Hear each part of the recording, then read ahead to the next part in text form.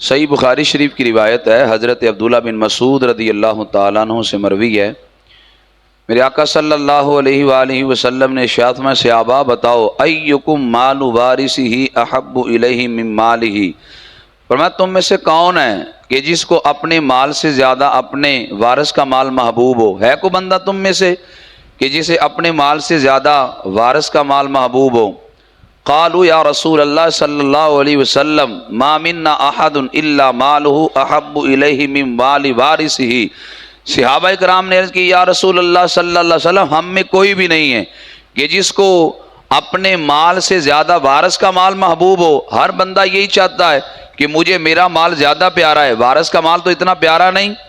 تو میرے آقا علیہ السلام فرمانے لگے فَإِنَّ مَالَهُ مَا قَدَّمَ وَمَالَ وَارِثِهِ مَا أَخَّرَ، فرمایا جب تمہیں اپنا مال پسند ہے تو تمہارا مال وہ ہے جو تم نے آخرت کے لیے بھیجا ہے، اور فرمایا جو تم پیچھے چھوڑ گئے وہ تمہارا مال نہیں ہے، تمہارے وارث کا مال ہے۔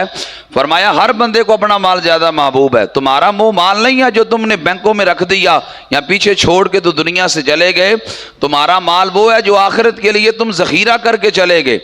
میرے آقا صلی اللہ علیہ وسلم ارشاد فرماتے ہیں بندے کا جب انتقال ہوتا ہے تو لوگ پوچھتے ہیں کیا پیچھے چھوڑا ہے؟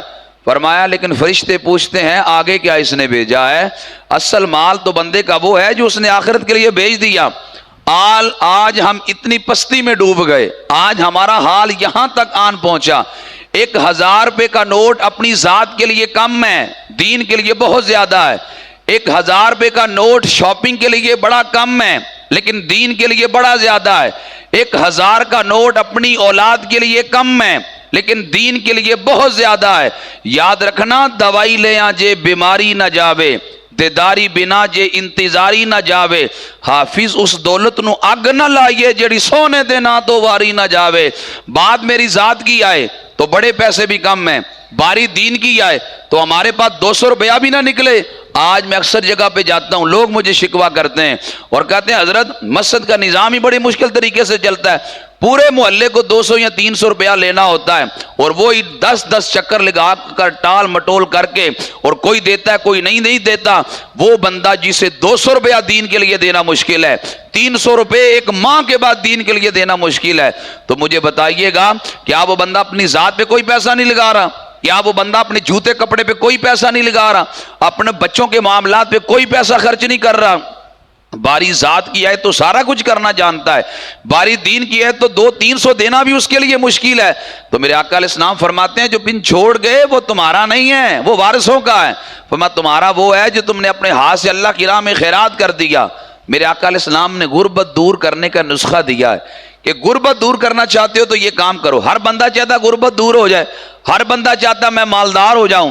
یہ مسند احمد کی روایت ہے، میرے آقا صلی اللہ علیہ وسلم نے غربت دور کرنے کا نسخہ ارشاد فرمایا ہے۔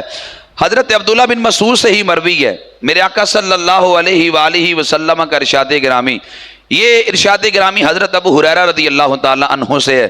میرے آقا علیہ السلام ارشاد فرماتے ہیں ان اللہ یقول، رب کہتا ہے ابن آدم تفرغ لعبادتی ام لأ صدرک غنا، اللہ فرماتا ہے اے انسان، اے ابن آدم، تو اپنے آپ کو میری عبادت کے لیے فارغ کر، میں تیرا سینہ غنا سے بھر دوں گا۔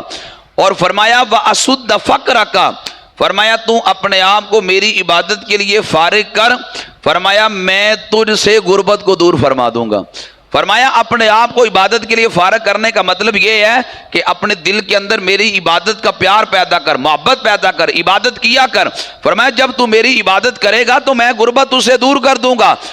اب بندہ تو کہتا میں کاروبار چھوڑ کے اگر چلا گیا تو گاہک واپس پلٹ جائیں گے، میری ریڑھی سے 2 بندے پلٹ جائیں گے، دکان سے 2 بندے پلٹ جائیں گے، یہ مٹیریل میں جو بنا رہا ہوں نماز کے لیے چلا گیا اس کو چھوڑ کے تو یہ کاروبار میں کمی واقع ہو جائے گی۔ میں نے کہا ادھر میرے آقا علیہ السلام کا فرمان ہے تو اپنے آپ کو میری عبادت کے لیے فارغ کر، فرمایا میں غربت اس سے دور کروں گا۔ اور فرمایا وَإِلَّا تَفْعَلْ، اگر تم نے ایسا نہ کیا تو فرمایا میں تیرا ہاتھ شغل سے، کام سے بھر دوں گا۔ وَلَمْ أَسُدَّ فَقْرَكَ، تیری غریبی بھی دور نہیں کروں گا۔ مطلب یہ ہے کہ اگر تو نے میری عبادت نہ کی تو کام زیادہ کرے گا لیکن دولت تجھے کم ملے گی، بلکہ وہ نہ ملنے کے مترادف ہے۔ آج ہمارا حال بھی یہ ہے، ہم غربت دور کرنا چاہتے ہیں، زیادہ وقت دے رہے ہیں دولت کمانے کے لیے، لیکن عبادت کو وقت نہیں دے رہے، جس کا نتیجہ یہ ہے کہ وہ ہماری جو کام کاج میں ہاتھ ہے وہ بڑھتا جا رہا ہے، محنت بڑھتی جا رہی ہے، معاوضہ کم ہوتا جا رہا ہے، برکت ختم ہوتی جا رہی ہے۔